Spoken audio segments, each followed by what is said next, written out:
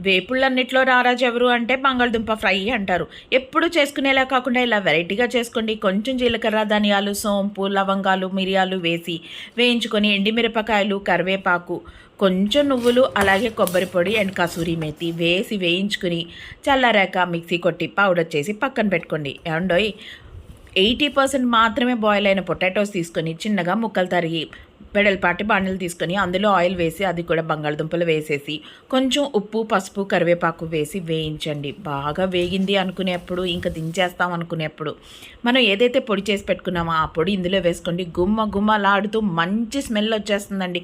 ఎప్పుడులాగా కాకుండా ఇలా వెరైటీగా చేయండి. పిల్లలు కూడా చాలా ఇంట్రెస్ట్గా తింటారు. లంచ్ బాక్సెస్లో ఇలాంటి వెరైటీస్ ఇచ్చామనుకోండి అసలు ఒక్క ముద్ద కూడా వదలకుండా తినేస్తారండి. ఏమండో నచ్చిందా? నచ్చితే లైక్ చేసి షేర్ చేసి సబ్స్క్రైబ్ చేయడం మాత్రం మర్చిపోవద్దండి. మీ ఫ్రెండ్స్ అందరికీ షేర్ చేయండి.